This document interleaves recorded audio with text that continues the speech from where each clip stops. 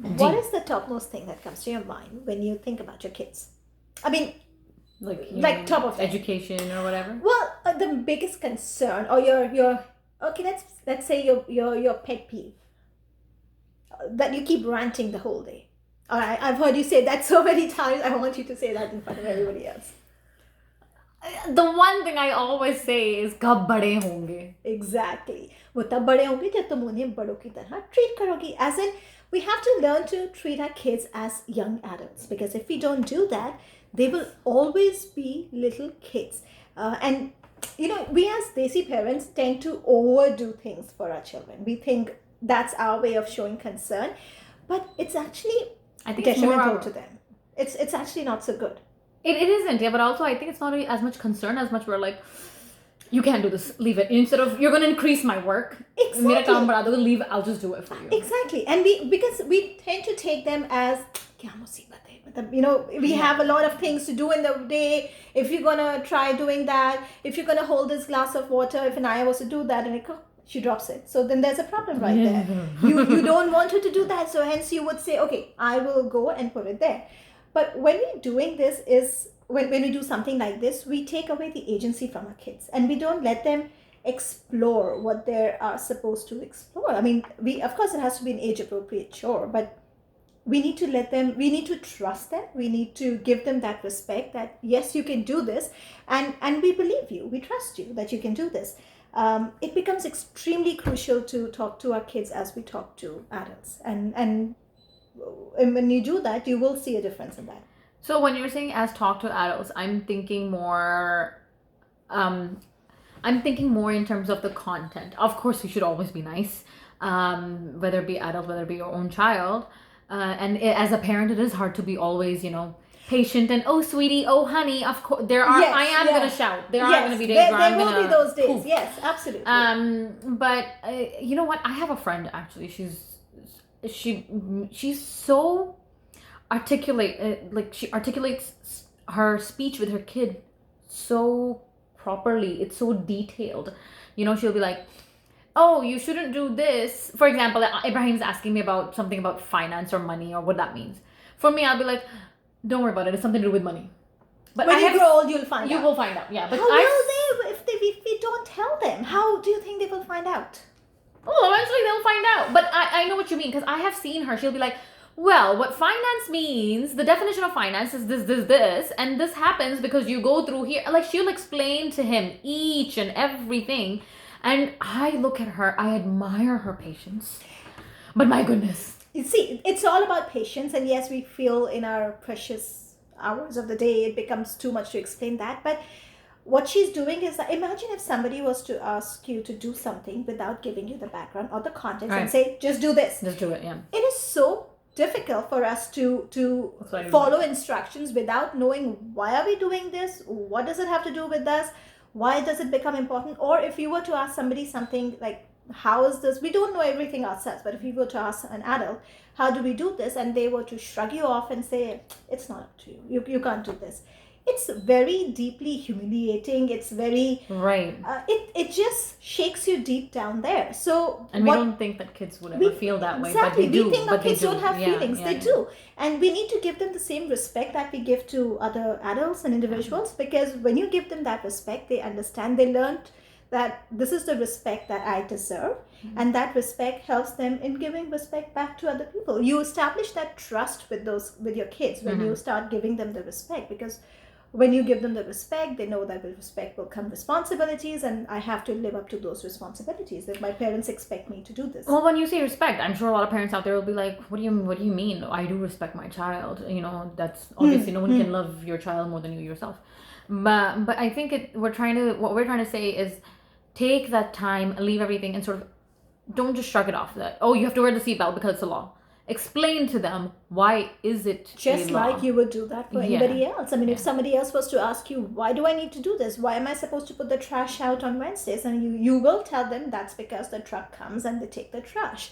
So we do explain that, but when we forget to do that with our kids, and hence there is a... terribly guilty of it. I do it all the time. So am I. No shoes at home. Why? Because I said so. Because, yes, I am the mom and I make the rules. And we do that. The other thing, okay, that's a difficult one for me, is when we deal with kids, we don't let them be a part of the decision making process. So when you talk to them as adults, you have to learn to give them certain rights, and you have to let them be a part of that decision making process. So another mom I had. So wait, I'll stop you.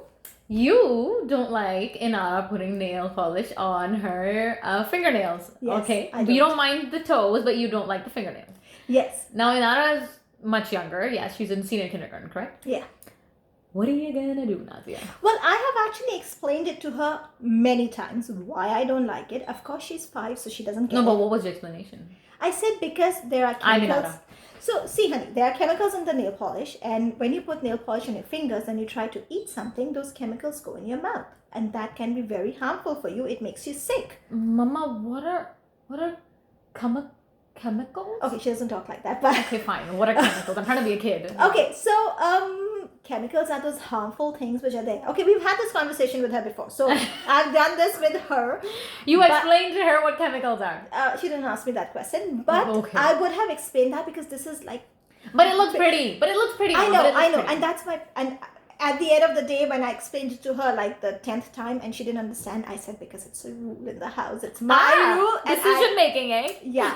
So I didn't say I'm perfect, okay? I'm trying to get there. The other thing What are you I'm- gonna do? The other thing I'm guilty of is I don't let my kids decide what they wear. So I think that's almost all of us. I take that agency away from them. Yeah, But as yeah. a mom or as parents, we need to give them that sort of agency where, okay, you have to dress as per the weather. You can't be wearing shorts in the snow. But as long as you're within that range, it's okay to decide what you wear. And, my kids, of course, like most of the kids, have horrible sense when it comes to clothes. I mean, they They're will wear kids. clashing prints and whatnot. Yes, they're kids. And I cringe if I see them do that, and I cannot stop myself. The Desi mom in me cannot help but stop them from doing that. And I say, no, I'm going to take out the clothes. So, yes, I'm taking away that agency. So like if they from go to a them. party and you say, oh, Aliza, go choose a dress. Yeah, choosing a dress is still easier because at least it's just a dress and she just has to pull out a dress. The problem is finding tights and a t-shirt, but that would actually go together. My younger one is still a little better in that. The older one needs. And so why does that bother you? Log kya kahenge?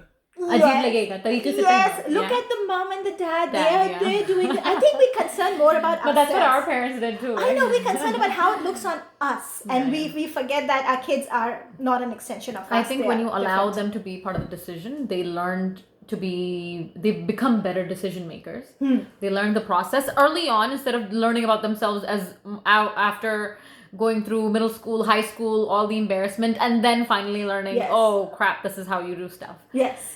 So, So we make that step easier, and then they're able to figure out what works for them, what they're comfortable in, what's their style, something that they have to get used to it. And we are not going to be there when they're in university, hopefully not, telling them what to do. I think it will, once they get older, when it's the middle school, high school age, which we are scared of, I think by that time they would have built a trust with us that they don't want to break. Yes. And probably very good at decision making. And also by that time, we will, hopefully we won't face the whole, but I want to go here with my friends because my friends are going, it'll be more like, because they'll be used to us giving them an explanation of of the why. explanation of why, and then for them to understand that, okay, my parents have told me not to do this, so I have to honor that trust, not because they have imposed it on me, but because we have worked on this together. And but what I'm saying is when they get older and we say no to something, they will know how to reason. Yes. They'll find a reason behind it. They'll say, oh, okay, if she's saying no or if she's saying yes, there must be a reason, and I have to. So their reasoning themselves becomes stronger. Their reasoning comes stronger. Also, the other thing that happens is when we teach kids, when you talk to them as adults, we are kind of validating their feelings. We are empathizing with them. We teach them that your feelings do matter. Yeah. And they in turn empathize with other people. But the other thing that it does is that it makes them more resilient, because there is somebody who understands that what you're feeling right now is valid, is right, and it's okay, and that gives them the power to be more resilient and come back if there is a frustration. And in the long run, it means fewer tantrums because they're more able to control their emotions because they understand that the emotions are a part of them. And instead of us just saying, no, stop it, stop rolling on the floor or something like that, if you empathize with them, it becomes okay. They learn how to deal with that. So I think that also makes a difference. I was reading somewhere that one of the things that we parents tend to ignore is we don't let them push their boundaries when it comes, because we treat as kids and we think that, oh, you can't carry that heavy plate, or you cannot wash the dishes because nahi hoga. You will spill the water, you will drop the plates, or you will do something. But if we treat them as adults, we also teach them to push their boundaries, and we teach them to do more than what is just expected out of them. So and it works in different fields as well. It's in school, in their classwork and everything. I know what you mean. I always see that look on my kids' face, both of them. If I allow them to do something which they weren't expecting from me, and they look at me like, are you sure? And I'm like, yeah, why not? You're old enough.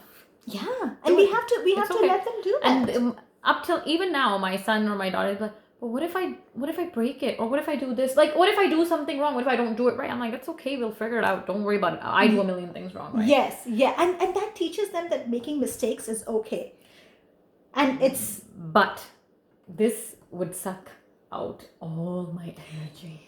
It will. Nobody said it's an easy job. Yes, nobody said it's easy, and we cannot do everything every day. Okay, I can't be doing all of these 5 points every day. No, it'll be wonderful if I do one in a day, but if I can start off from the clothes, if I can give them that agency, but it's something to think about, it's something to move, and the best thing is it's going to make us much calmer as parents too. I'm imagining at the end of the day or in the middle of the day, I'm going to go take a pillow and be like, yes, we will do that, but in front of them, I think they get to see that everything has a logical explanation. We can do this logically, and that instead of just screaming at them for doing something wrong, if we are to just logically explain, and then I just feel that if I were to do all of these things, it's going to make me calmer. It's going to make me more in control of my own reactions. Well, hopefully when the kids get older, it will become more calmer, because it becomes more calmer, and they'll have had learned all this stuff from before, instead of us constantly telling them, because we're in a loop right now. Don't do this. Yeah, the nagging doesn't help. Yeah, it doesn't help. So I'm hoping that this is going to make me into a calmer parent that is more control of my own emotions, because my kids are watching me. So if I'm screaming or if I'm getting frustrated at little things, I don't expect them to be resilient and say, okay, I messed this up, now I can fix it up. No, they're looking at me, and I'm not that parent yet. So let's hope that we can work on that, and we can take a challenge each, and then see if we can. And then we'll say, "Kab bade honge? Kab bade honge?" हम छोड़ देंगे उनको तब बड़े होंगे. So let's hope they can do this, and they can survive this, and we can survive this. I hope Navira is watching this. Yeah. She really talks to her kid like an adult. Yeah. You are the inspiration. All right. Until then, bye-bye.